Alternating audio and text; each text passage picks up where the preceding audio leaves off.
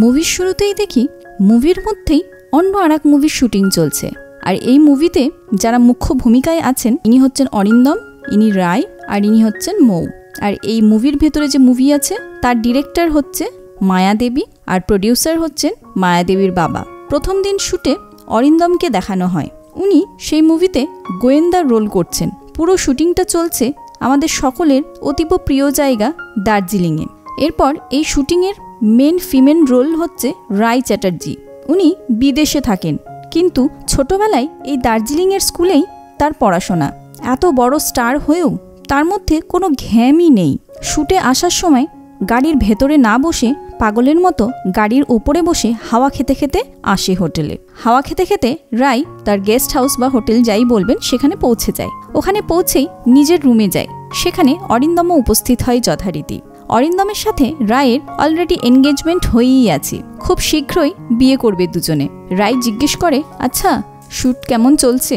অরিন্দম বলে, ভালোই, তবে ওই 500 আর 1000 টাকার নোট নিয়ে টানপোড়েন চলছে। মানে ডিমনিটাইজেশনের জন্য প্রডিউসার টাকা জোগাড় করতেই পাচ্ছেন না। কথা ছিল যে শ্যুট শুরু হওয়ার আগেই রায়কে তারা মোট টাকার 30% পেমেন্ট করে দেবেন।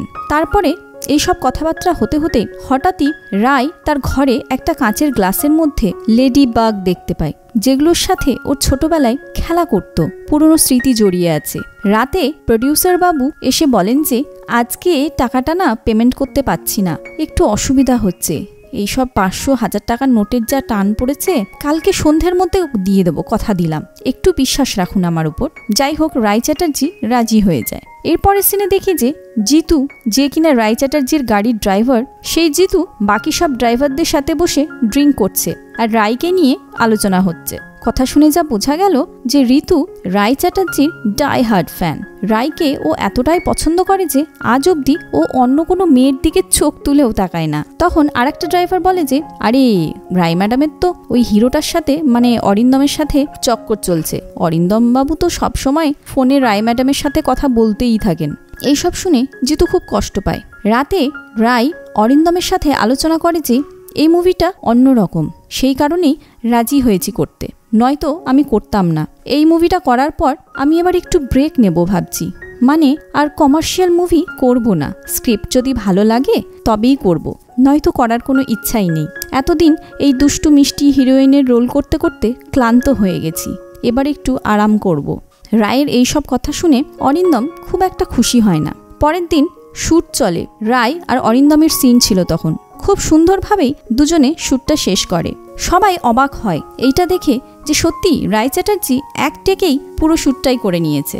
রায়ের প্যাকআপ হলে অরিন্দমকে রায় বলে যে এবার আমি একটু স্কুল থেকে ঘুরে আসি। প্রথমেই বলেছি রায় ছোটবেলায় এইখানেই থাকতো। জিতু রায়কে তার স্কুলে নিয়ে যায়। সেখানে গিয়ে সেখানকার ম্যামের সাথে দেখা করে রায়। অনেক পুরনো স্মৃতি ফিরে আসে রায়ের।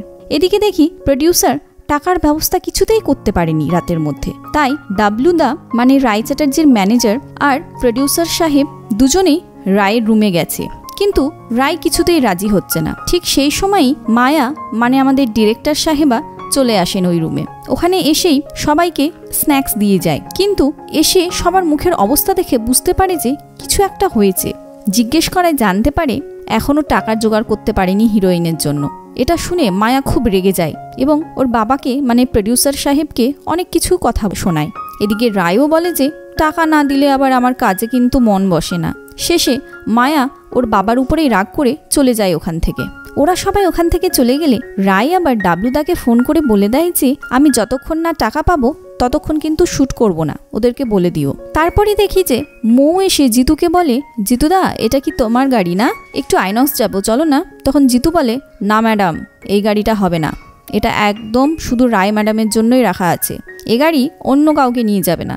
মৌ তখন রেগে চলে যায় সেখান থেকে। এদিকে রুমের মধ্যে রায় আর অরিন্দম বসে টাকা পেমেন্টের ব্যাপারে আলোচনা করছে। অরিন্দম বলছে, রায় তুমি এদের প্রতি এত উদার হয়ে যেও না, টাকা ঠিকই আছে, না দেওয়ার বাহানা করছে আর কি, যতদিন ডিলে করা যায়। তুমি এক কাজ করো, তুমি কাউকে কোনো কিছু না জানিয়েই না 2 দিনের জন্য এদিক ওদিক কোথাও ঘুরতে চলে যাও। কোথায় যাচ্ছ কাউকে বলতে হবে না, ফোন তো অন থাকবেই, টাকা যখন চলে আসবে আমি তোমাকে ফোন করে ডেকে নেব। তখন রায় বলে, কিন্তু আমার জন্য ওনাদের শুটিং বন্ধ হয়ে যাবে যে। তখন অরিন্দম বলে, আরে কি বন্ধ হবে, আমার সিন আছে, মৌয়ের সিন আছে, সেগুলো শ্যুট করব। তুমি ফিরে এলে, তুমি তোমারগুলো করবে। তখনই রায় দেখতে পায় একটা কৌটাতে এক ধরনের বেকারি বিস্কুট আছে, সেটার নাম নানখাটাই। তখন রায় অবাক হয়ে অরিন্দমকে বলে যে কি আশ্চর্য, আজ সকালেই আমি মিস নেলসন মানে আমার সেই স্কুল টিচারের সাথে এটাই আলোচনা করছিলাম যে নানখাটাই আমার খুব পছন্দের ছিল, আর দেখো এখন আমার রুমে চলে এলো। কি অবাক কাণ্ড, তাই না? তারপরে ওই নানখাটাই খেতে খেতেই হঠাৎ রায় বলে ওঠে, ঠিক বলেছ, আমি কালকে উধাও হয়ে যাব 2 দিনের জন্য। পরের দিন সকালে দেখি যে রায় তার ড্রাইভার জিতুকে নিয়ে রাস্তায় নেমে পড়েছে ভোর 5টায়। জিতুকেও বলেছে যে আমার শুটিংয়ের লোকেশন অন্যত্র শিফট হয়েছে, তাই নতুন লোকেশনে নিয়ে চলো। রাস্তায় যেতে যেতে ডাবলুদার ফোন আসে রায়ের ফোনে। তখন রায় ডাবলুদাকে বলে যে ডিরেক্টর আর প্রডিউসারকে বলে দিও যতক্ষণ না টাকা আসবে আমি কিন্তু ফিরবো না, আর আমাকে যেন কেউ বিরক্তও না করে। এই বলে ফোনটা কেটে দেয় রায়। তখন জিতু বলে যে ম্যাডাম আপনি এখন যা বললেন সেগুলো কি সত্যি? রায় বলে হ্যাঁ, যা শুনলে তাই সত্যি। এবার তুমি এক কাজ করো, আমাকে টাস্কার কটেজে নিয়ে চলো। জিতু বলে ম্যাডাম ওটা অতটা কিন্তু ভালো নয়, লাটাগুড়ি চলুন, ওখানে কিন্তু ভালো ভালো হোটেল আছে, একদম ফার্স্ট ক্লাস। রায় বলল বেশি কথা না বলে আমি যেখানে বলছি সেখানেই চলো, আমি বেশি ভালো জায়গায় যেতে চাই না। এদিকে মায়া ম্যাডাম খবর পেয়ে তার প্রডিউসার বাবার উপর খুব রেগে যায় এবং বেশ অনেক কিছু শুনিয়েও দেয়। শুটের জায়গায় অরিন্দম এসে এমন ভান করে যেন ও কিছুই জানে না। তারপর আর কি করবে, সবাই এটাই ঠিক করে যে অরিন্দম আর মৌয়ের যে সিনগুলো আছে সেগুলোই শ্যুট করে নেবে। আর এদিকে রায় ডুয়ার্স পৌঁছে অরিন্দমকে ফোনে জানিয়ে দেয় যে তারা পৌঁছে গেছে এবং টাস্কার কটেজে আছে জঙ্গলের মধ্যে। তারপর দেখি রায়ের জন্য জিতু গজা এনেছে। জিতু আরও বলে যে ম্যাডাম লাঞ্চের পর না এলিফ্যান্ট রাইড আছে কমপ্লিমেন্টারি হিসেবে, যাবেন নাকি? রায় বলে হ্যাঁ যাব, তুমি সাথে গেলেই যাব। ওইদিকে অরিন্দমকে তার সিন বুঝিয়ে দিচ্ছে মায়া ম্যাডাম। সেখানে অরিন্দম আর মৌয়ের একটা কিসিং সিন আছে। অরিন্দম প্রথমে রাজি হয় না, ও বলে আগে তো আমাকে এসব বলা হয়নি, স্ক্রিপ্টে তো এসব কিছু ছিল না, আমি করব না, আর তাছাড়াও আমি অনস্ক্রিন এইসব করি না এখন আর। তখন মায়া বোঝায় আরে তুমি কোন আদিম যুগে পড়ে আছো, এইটা এই সিনে দরকার আছে বলেই তো বলছি, নয়তো আমি কোনোদিনই বলতাম না। শেষে অরিন্দম রাজি হয়ে যায়, কথা মতো তাই হয় শুটিংয়ে। এদিকে রায় হাতির পিঠে চড়ে জিতুর সাথে জঙ্গলে খুব ঘোরে। শ্যুট শেষে অরিন্দম রায়কে অনেকবার ফোন করে কিন্তু রিচেবল হয় না। রায় ঠিক করে যে ও আজকের রাত্রিটা টেন্টে থাকবে। টেন্টের বাইরে জিতু আর রায় বসে গল্প করতে থাকে।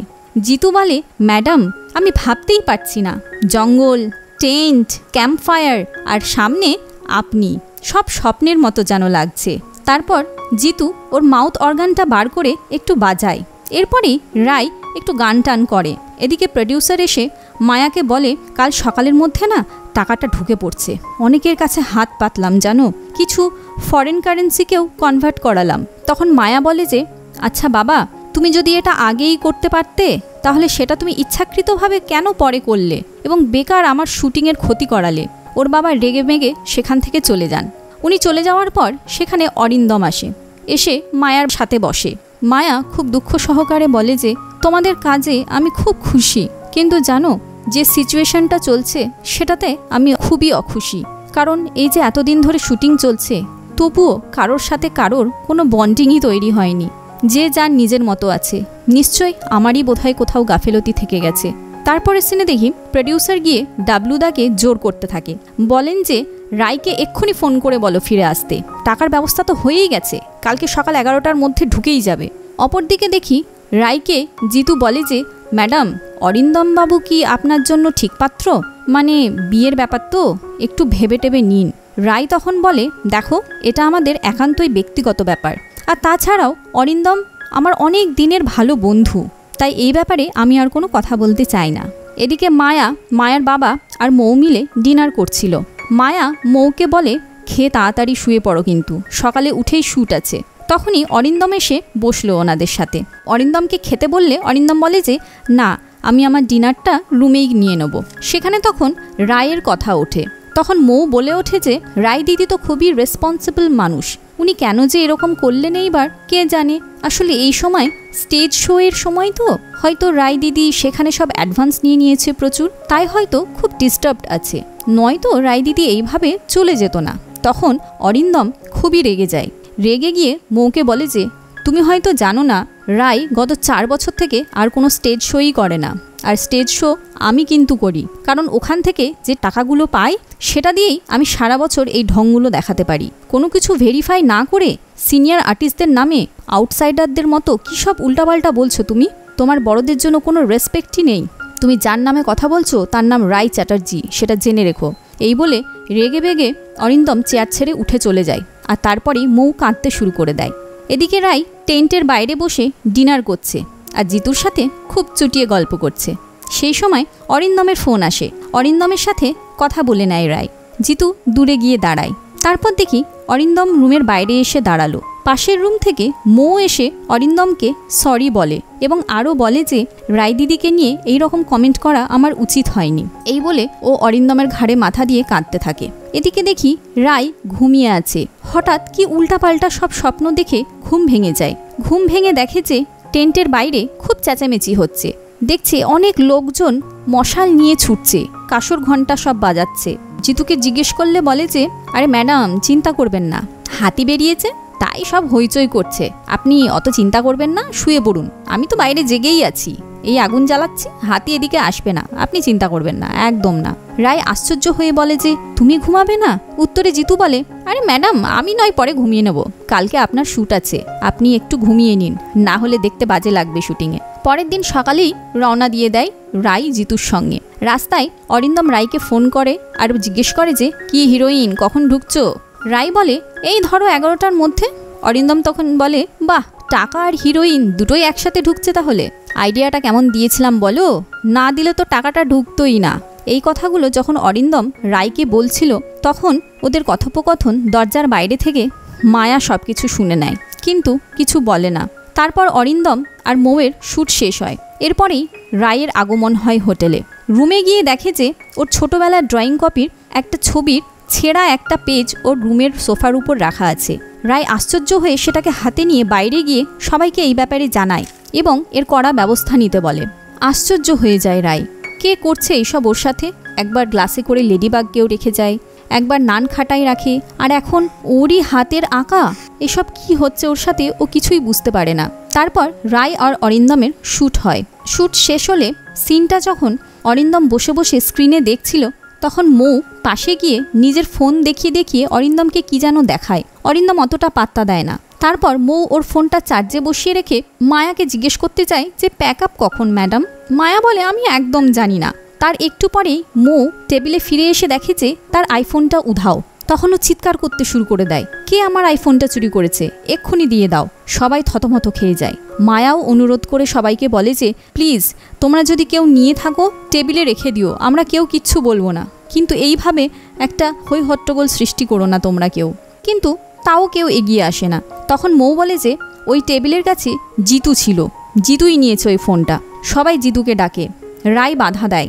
রায় বলে যে না, এটা হতেই পারে না, জিতু ফোন চুরি করেছে এটা আমি মানতেই পারি না, কারণ আমার সমস্ত দামি দামি জিনিসপত্র আমি ওর কাছে রেখেই শ্যুট করতে চাই। তাও মৌ কিছুই শুনতে রাজি হয় না। ফলে রায় জিতুকে বলে যে জিতু, এরা সবাই তোমাকে মিলে সার্চ করবে, তার থেকে ভালো আমি তোমাকে সার্চ করি। এই বলে রায় জিতুকে সার্চ করে এবং পকেট থেকে বের হয়ে আসে জিতুর সেই মাউথ অর্গানটা। জিতু অপমানে লজ্জায় ঘৃণায় কাঁদতে কাঁদতে ওখান থেকে চলে আসে। রায়েরও ব্যাপারটা খুব অপমানজনক লাগে। রায়ও ওখানে চিৎকার করতে শুরু করে দেয়, বলে যে এবার তোমরা আমাকেও সার্চ করো, শুধু কেন ওনাকে করেছো? তখন দেখায় যে জিতু রায়কে যখন জঙ্গলে ঘুরতে নিয়ে গেছিল তখন বলেছিল যে ম্যাডাম আমি এই ট্রাভেল এজেন্সির ম্যানেজার আসলে, কিন্তু আপনার সাথে যাতে সবসময় থাকতে পারি তার জন্যই আমি এই ড্রাইভার সেজেছি আর কি, আর কিছুই না। আমি আপনার ডাইহার্ট ফ্যান, আপনার ছাড়া আমি কারোর সিনেমাই দেখি না। এই কথাগুলো রায়ের সব মনে পড়ে। রাতে রায়ের খুবই মন খারাপ থাকে। এই কারণে রায় মন খারাপ করে কান্নাকাটি করে রাতারাতি গাড়ি করে বেরিয়ে পড়ে। অরিন্দম আটকায়, কিন্তু রায় শোনে না। রায় গাড়ি করে গিয়ে সোজা জিতুর বাড়ি চলে যায়। জিতুর ঘরে গিয়ে দেখে যে পুরো ঘরটা রায়ের পোস্টার দিয়ে সাজানো। সেখানে গিয়ে জিতুকে বলে যে তোমাকে 4 বার ফোন করলাম, তুমি ফোন তুললে না, কাল থেকে তুমি আমার ডিউটিতে আসবে কিন্তু। জিতু বলে না ম্যাডাম, কালকে নতুন ড্রাইভার যাবে। তখন রায় বলে না, কাল থেকে তুমিই আসবে। তারপরে জিতু উঠে গিয়ে চোখ মুছতে মুছতে গিয়ে হাতে একটা ফোন নিয়ে রায়কে বলে যে ম্যাডাম এটা নিয়ে যান, তখন রায় আশ্চর্য হয়ে যায়, কি ব্যাপার, এই ফোন ওর হাতে কি করে এলো, এটা তো মৌয়ের ফোন। তখন জিতু বলে যে ম্যাডাম, আপনাকে বলেছিলাম না অরিন্দমদার ব্যাপারে, আমি যখন ওইখানে দাঁড়িয়েছিলাম টেবিলের পিছনে, তখন সামনেই মৌ কিছু একটা অরিন্দমদাকে দেখাচ্ছিল, এবং সেই সময় যখন পাসওয়ার্ডটা খুলছিল আমি দেখে নিয়েছিলাম। এই নিন, আমি পাসওয়ার্ডটা খুলে আপনাকে দিলাম, এবার আপনি ওনাদের চ্যাট হিস্ট্রি আর ফটোতে গিয়ে সব কিছু দেখে নিন। রায় আশ্চর্য হয়ে ফোনটা খুলে দেখে যে আর কিছুই না, ওদের মধ্যে প্রেমের কথোপকথন চলতো, দুজনে একসাথে বিছানায় অন্তরঙ্গের ছবিও আছে। এই দেখে রায়ের মাথায় বাজ পড়ে, রায় সেখানেই বসে পড়ে। জিতু তখন বলে, ম্যাডাম বলেছিলাম না একটু খোঁজ খবর নেবেন, নয়তো আমার বোনটার মতো অবস্থা হবে। তখন রায় কিছু না বলে সোজা গাড়ি করে বেরিয়ে যায়। হোটেলে ঢুকেই প্রথমে অরিন্দমের দরজার সামনে যায়, কিন্তু নক না করেই বেরিয়ে চলে আসে। বেরিয়ে আসতে গিয়েই তখন অরিন্দমের সাথে রায়ের দেখা হয়ে যায়। তখন অরিন্দমকে ফোনটা দিয়ে বলে যে, কি ব্যাপার, তুমি এখনো ঘুমাওনি? ও, তোমার তো রাতের কাজ এখনো বাকি আছে, এই বলে সে ওখান থেকে চলে আসে। তখন অরিন্দম বুঝে যায় যে ওর আর মৌয়ের ব্যাপারে রায় সব জেনে গেছে, তাই আর কিছু বলার থাকে না। এবং যেহেতু মায়ার রুমটা অরিন্দমের রুমের পাশেই ছিল, মায়া ঘরের ভেতর থেকে সব কিছুই শুনতে পায় এবং সবই বুঝতে পারে। তারপরের দিন অরিন্দম আর রায়ের শ্যুট ছিল। শ্যুটের মধ্যেই ওদের দুজনার কথোপকথন শুনেই বোঝা যায় এই ওদের সম্পর্কের শেষ দিন। সেখানে রায় তাদের বিয়ের আংটিটা খুলে অরিন্দমের হাতে দিয়ে চলে আসে, এবং তারপরে মায়া রায়কে ডেকে বলে যে, তুমি কেঁদো না, তোমার এই চোখের জল লোকে বিক্রি করে খাবে, আর তোমার এই হাতের সাদা দাগটা যাতে না দেখা যায় তাই তুমি এই আংটিটা পরে নাও, আর যত তাড়াতাড়ি সম্ভব এই ফাঁকা জায়গাটা যেন অন্য আংটি দিয়ে পূরণ হয়ে যায়। তারপরে রায় চলে যায় সেই নিজের স্কুলে গিয়ে যেই ক্লাসে যেই বেঞ্চে ও বসতো সেইখানে গিয়ে ও বসে এবং চোখ বন্ধ করে সব ভাবতে থাকে। আর ঠিক সেই সময় জিতু চলে আসে, এবং জিতু এসে তাদের ছোটবেলার অনেক নানা রকমের কথা শোনায় রায়কে। তখন রায় বুঝতে পারে যে সেই নানখাটায় সেই লেডিবাগ, সেই ড্রয়িং ছেঁড়া পেজটা আর কেউ নয়, জিতুই রেখেছিল। জিতু ছোটবেলা থেকেই রায়কে খুব পছন্দ করত, ওরা দুজনেই একই স্কুলে একই ক্লাসে পড়তো, কিন্তু রায়ের অতটা মনে ছিল না। এখন সব আস্তে আস্তে জলের মতো পরিষ্কার হয়ে যাচ্ছে। এরপরে দুজনেই ক্লাসরুম থেকে বেরিয়ে চলে আসে এবং ওরা ওদের ছোটবেলাটা দেখতে পায়। ওরা দুজনে ছোটবেলায় স্কুলের মধ্যে দিয়ে হেঁটে চলে যাচ্ছে, এবং এইখানেই আমাদের ছায়া ও ছবি বলে এই মুভিটি শেষ হয়ে যায়।